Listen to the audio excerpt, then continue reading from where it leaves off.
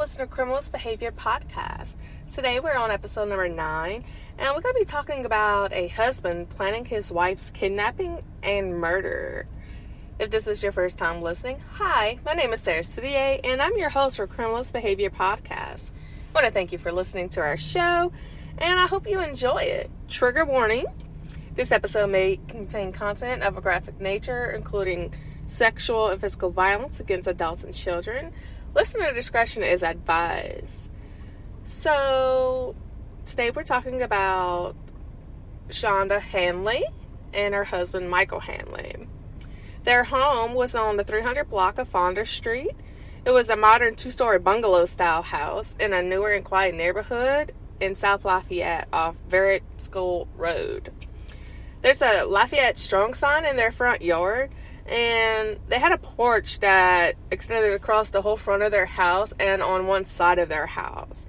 Across their street was a small park and a community pool for the neighborhood residents. So on a hot summer day, they could go in and take a dip at the summer pool.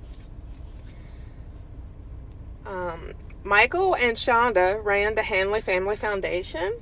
They hosted fundraisers at places such as Ruth's Chris Steakhouse, and with money going towards groups that help poor children, cancer patients, and young professionals seeking to become involved in their communities. So they were, reaching out in the community and trying to lend a helping hand, especially with children and sick patients. On Michael Handley's Facebook page, he describes himself as an eternally optimistic serial entrepreneur who believes that nothing is impossible with God. The page still till this day has the happy photos of the couple over the past years and how they traveled, celebrated Mardi Gras, and they actually participated in CrossFit competitions.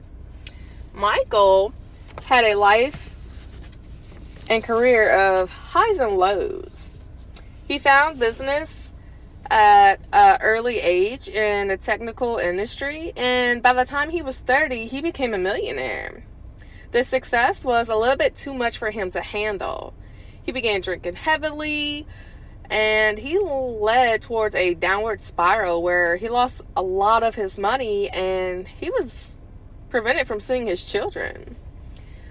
And according to an interview with the Daily Advertiser, Michael Handley stated, open quotations, "All of a sudden, I had more money than I ever thought I'd have.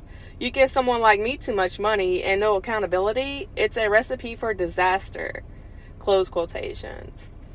So, in the year of 2004, a Shreveport building materials company sued Michael Handley for failing to pay a nearly $3,000 bill.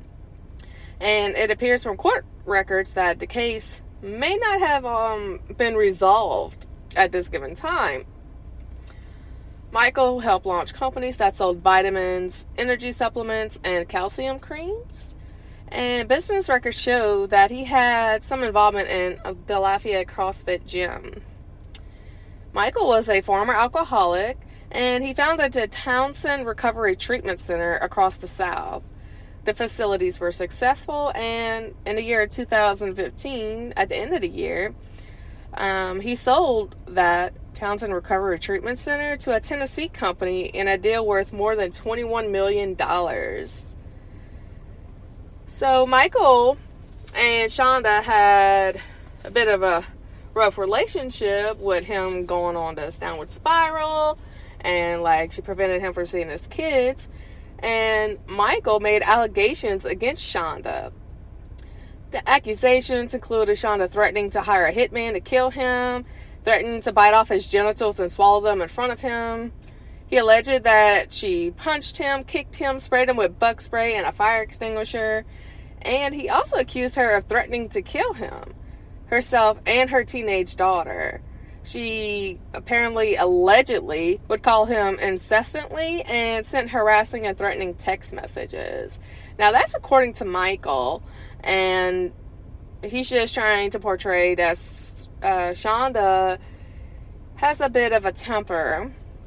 And in late March, she barricaded herself in a bedroom at their Mississippi camp and she destroyed furniture. Apparently she shot a gun into the camp and put 2 bullet holes into the wall. Schanda Handley was arrested and booked into the Lafayette Parish Correctional Center on July 12th. She was charged with 2 domestic violence allegations from Warrenton, Mississippi, and she bonded out immediately after. In court documents, Schanda denied a lot, if not pretty much all, of Michael's allegations, and she said that she never had an intent to harm her husband or her child.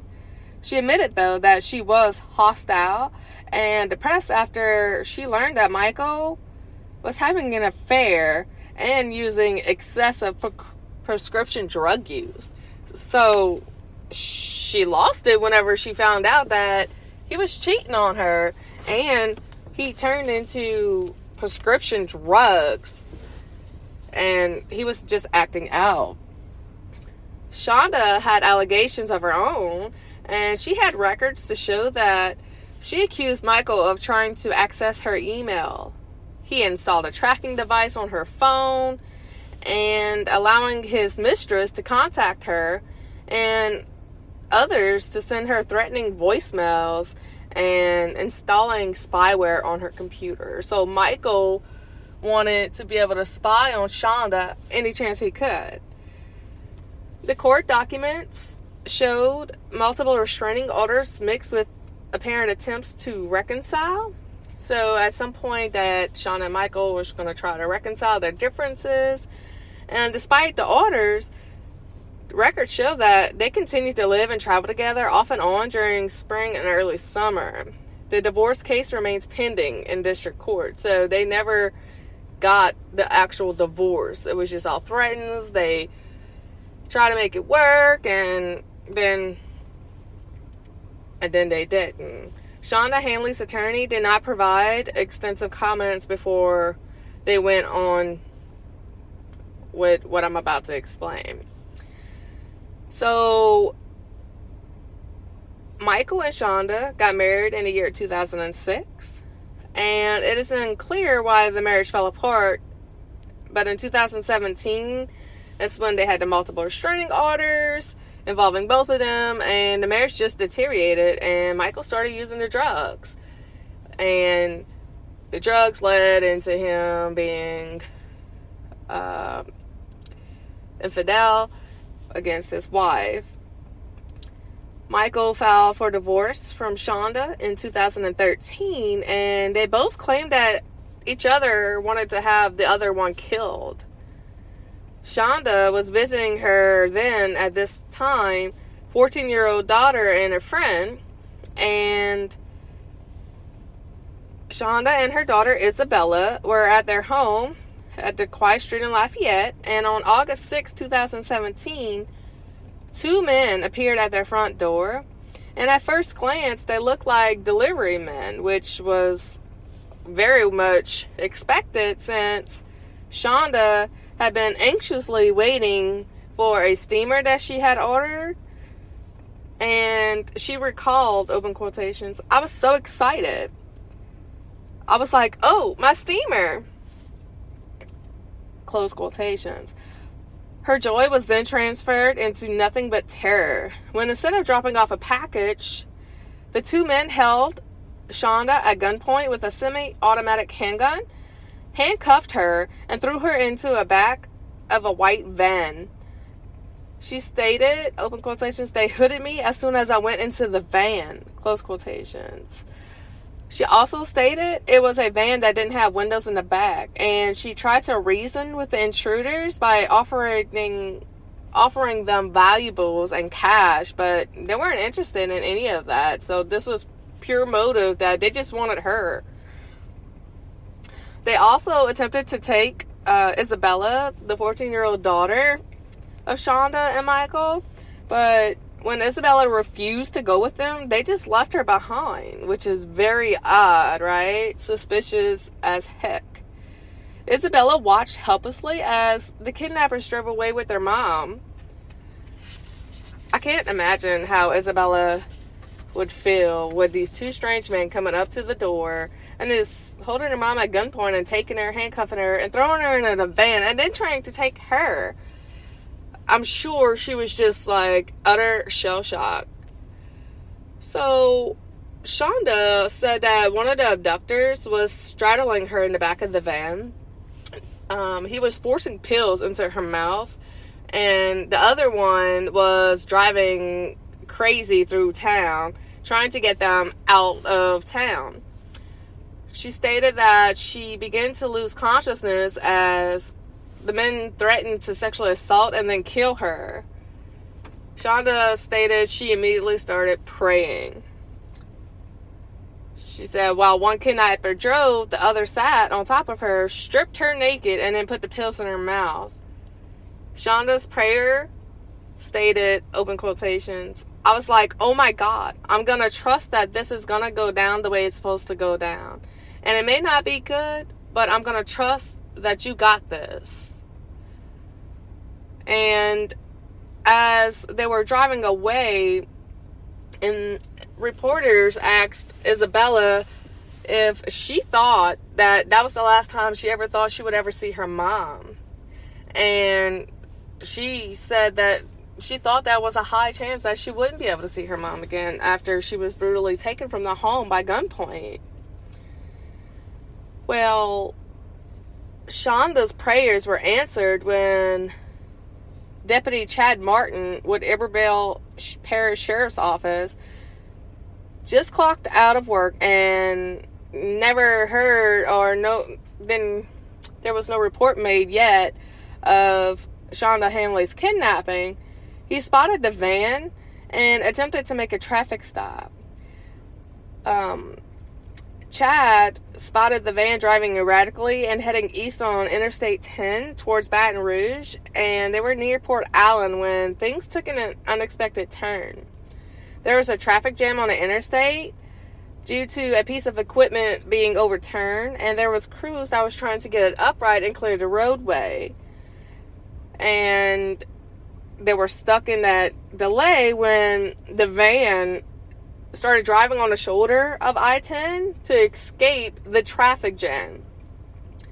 And officer stated that they pursued the van until it reached Highway 415 in Port Allen. And the suspects could have turned left and got out of the town, but instead they took a right. Or instead of going straight, they took a right. They ended up at a dead end. It led to a road that was a part of an industrial fabrication facility, and they tried driving around a fence, and that part that they drove into was a swampy area. And if you're not familiar with swamps, it's nothing but mush, soft mud, and water mixed in. Like, you're not gonna get too far in the swamp with a van. You're just not doing it. So the van got stuck, and the suspects in the van fled the van and left Schanda in there, and they flew to the woods nearby. There was a surveillance camera that captured them running behind a facility, the fabrication facility, and their last known sighting was that surveillance video. That would be the last time that they were ever seen alive. From there, the suspects, which their names were Bracy and Haynes, they jumped into the Intercoastal Canal and they continued to try to escape. There was a nearby fisherman fishing right there, and one of them pointed a gun and said, "Be cool." So the fisherman just said, "Okay, man, I'm out. I'm good." Continue fishing and let it go. The police sent search dogs out to the area looking for these suspects, and they picked up human scents near the water. And less than a day later, that's when the bodies were found in the canal of Bracy and Haynes, the two suspects that kidnapped Schanda. Police also found a gun in a nearby pipe that they believed belonged to Bracy and Haynes. And while it is very unusual for the two suspects to drown while trying to escape, I mean, it was because of the swampy conditions. And an officer stated where they went in, it draws a heavy current. The canal is bigger than it looks, and they were fully clothed wearing socks and shoes, which is going to pull you down. This isn't a place where you would want to go swimming. And this is why they believe that the suspects drowned, because they were fully clothed in a mushy intercoastal canal and just a heavy current. And currents are not good, especially being fully clothed, and then they're panicking, trying not to get caught. So authorities had no idea Schanda was in the van until they searched it and discovered her in the back. And as far as Bracey and Haynes, the kidnappers, their sudden deaths marked the end of their lives filled with nothing but a criminal history. They were very, very known criminals. And Officer Martin stated, "She looked at me. She said, 'Are you the real police, or are you the one that's going to kill me?'" That was a direct quote. And Officer Martin assured Schanda that she was safe. And a day later, that's when, like I said previously, her kidnappers' remains were discovered in the intercoastal canal. Schanda believed that the mastermind behind this plot was still at large and in danger to her. She stated that she believed that her husband is the one that paid to have them killed. As previously discussed with the divorce and everything, they believed each other was trying to plan to kill one another. So this is her saying that the husband actually planned this, and this is what happened. Investigators began looking into Michael Handley, her estranged husband, and discovered that the months leading up to Shanda's abduction, that Schanda had called the police numerous times on Michael, and she was granted a restraining order. They also found a list of evidence pointing to his involvement in the kidnapping itself. A list of evidence, y'all. And this evidence consisted of Michael Handley being seen on surveillance footage purchasing handcuffs from a police supply store 3 days before Shanda's kidnapping. Authorities also confirmed that the handcuffs Michael Handley purchased were the same ones that were used to restrain Schanda. They learned that the day before the kidnapping, Michael Handley also rented a van, which was the same van used to kidnap Schanda, and he rented that from an Enterprise rent-a-car in Baton Rouge, Louisiana. Like, hello. I mean, if you haven't watched any crime shows, I mean, this should be like common sense. Like, hello, the husband's always the first suspect, always the person of interest.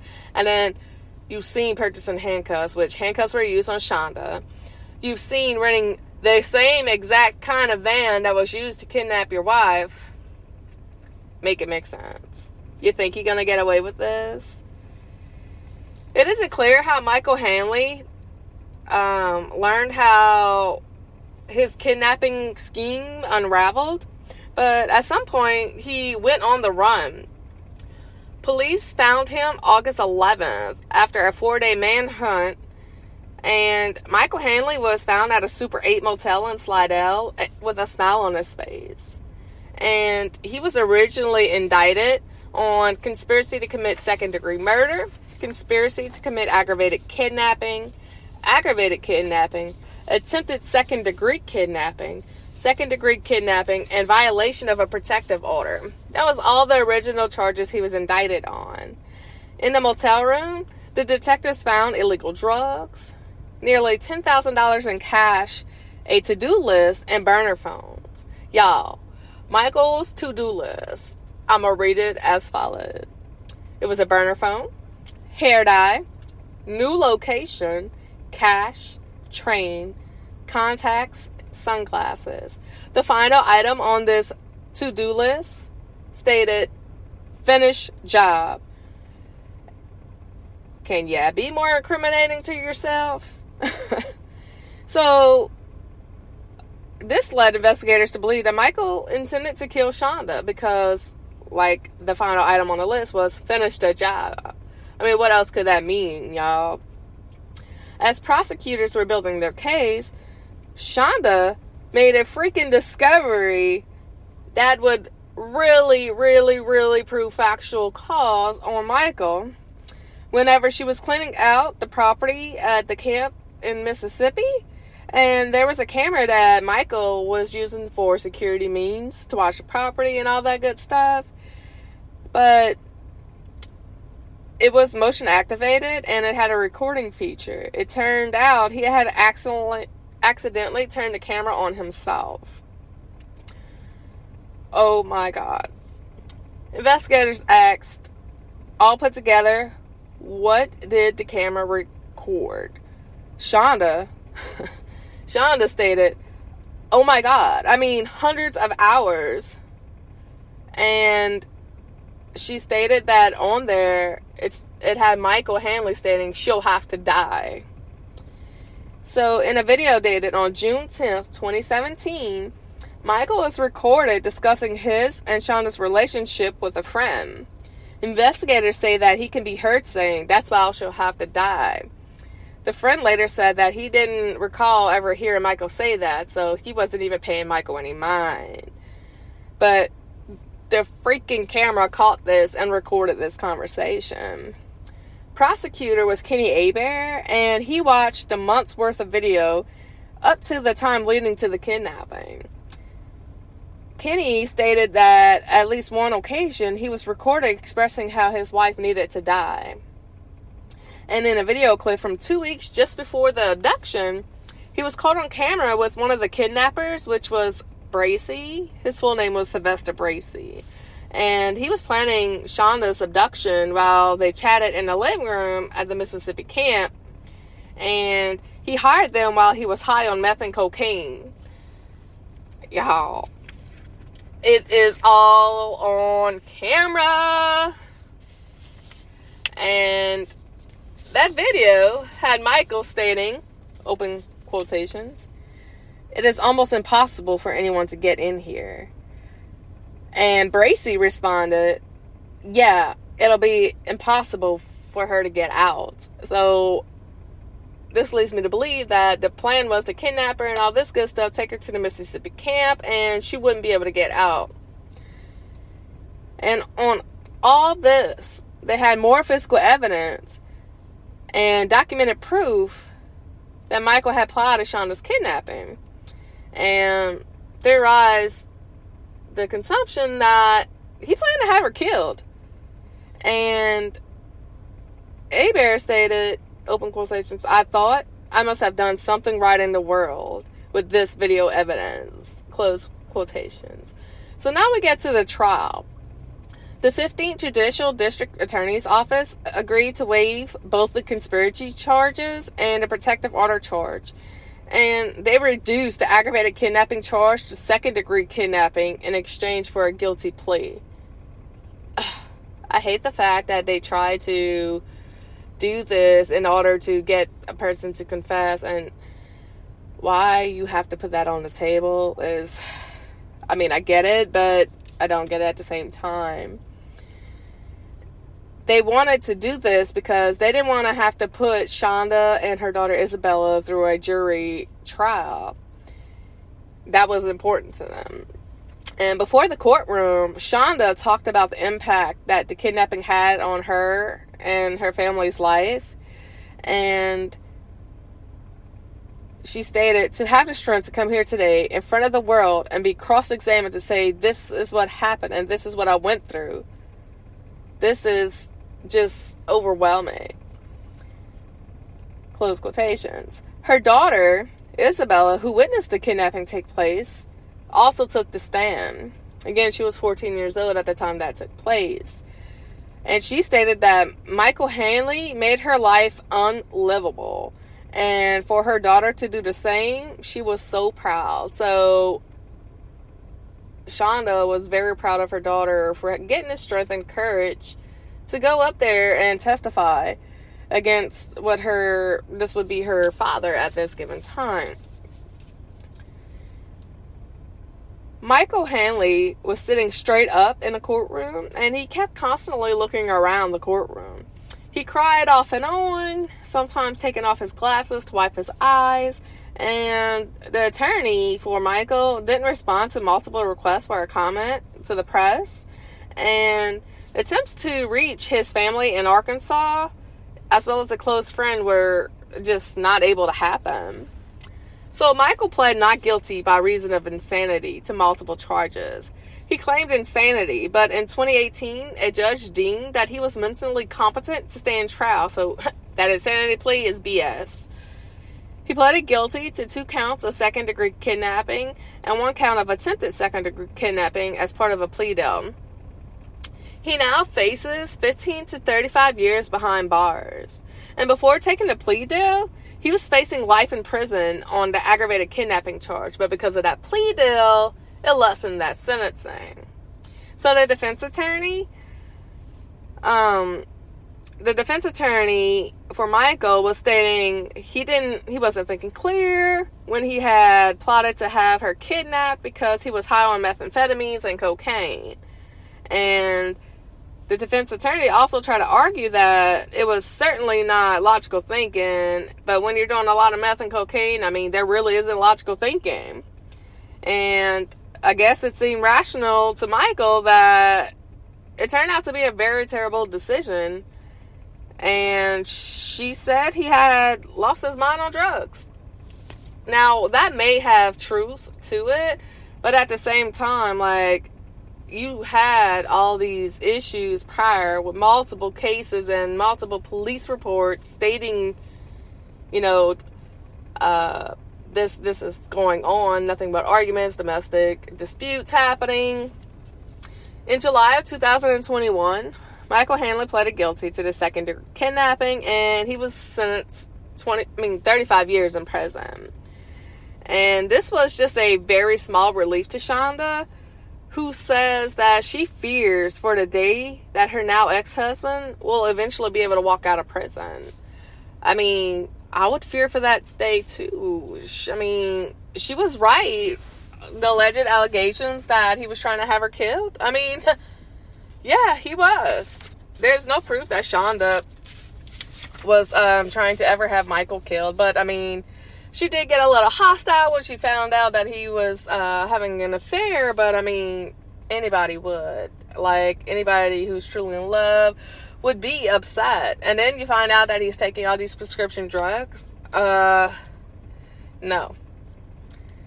Schanda stated, open quotations, "I'd rather he never get out. Once Michael's out, I'm no longer free," close quotations. So, I'm going to give you a little history on the kidnappers. So, in 2006, when they were teens, police arrested them for a series of home invasions, robberies, and attacks on elderly women in Jackson, Mississippi. They were charged as adults and released within months. In 2009, they pled guilty to charges of house burglary, auto theft, aggravated assault in connection with one of the attacks. And they threw a brick through a patio door of a woman's home, chased her, tied her up, and placed her in a tub and demanded keys to her car. So they were very known criminals, and this was in Jackson, Mississippi. And it was unclear that Bracey and Haynes served in Mississippi jail on how much time they actually served. Their connection to Michael and the city of Lafayette, Louisiana, remains a mystery. They don't understand how the two coincided with one another. But Michael had a camp in Mississippi, so maybe they met up at a store, and you never know. Maybe you put an ad out like local hitman needs to be hired, whatever. But they Bracey and Haynes have no criminal records in Lafayette Parish, nor do they have any ties. As of right now, Schanda Handley is safe. Isabella, her daughter, is safe. And her attorney is filing recent motions toward her, the couple's finances and assets. During August 17th court hearing, she sat surrounded by her friends and family and other supporters. And she never looked once towards her estranged husband, who was sobbing occasionally in his orange jumpsuit and handcuffs. Yeah. Schanda stated that there were no assets. He spent all of these assets on drugs and no telling what else. It is led to believe that there was gold bars that was exchanged for the money that he had, and they buried, but no clue where. So she literally had to start over once all this took place. She created a foundation to help people like her. Apparently, Schanda and Michael both were previous addicts. Schanda was 18 years free from being an addict, but Michael was only 1 year whenever they met and decided to get married. So the drugs really, really, really came back into play, and that's when Schanda was worried. So Michael was literally taking Adderall. That's what he started taking, which we know now led to cocaine and methamphetamines, and ain't no telling what else. So this is the case of the husband who the husband who planned to kill his wife, but hired hitmans to kidnap his wife and his daughter. Like, why would you even include the daughter in that? It's led to believe that Michael wasn't the biological father of Isabella, but was in her life since she was 2 years old. So he was a father to her. I mean, she was 14 at the time this happened. That's 12 years. So, yeah. But Schanda said that he made her life a living hell and unlivable. So this is just crazy. And this is the world we live in, y'all. If you enjoyed our show, I want you to please rate, like, subscribe, and review us on all of your podcast apps, whatever one you may subscribe to, listen to, whatever, Apple, Google, Spotify, Amazon, wherever you listen to your podcasts. And be sure to come back next week not next week, actually, Thursday. So come back Thursday as we have a special guest coming on the show. I'm so excited and can't wait to experience that with y'all. And until then, this is your host, Sarah CDA. Don't forget to like, share, follow, and subscribe to Criminalist Behavior, a Louisiana true crime podcast. Thank you, and I hope you enjoy your day. Bye.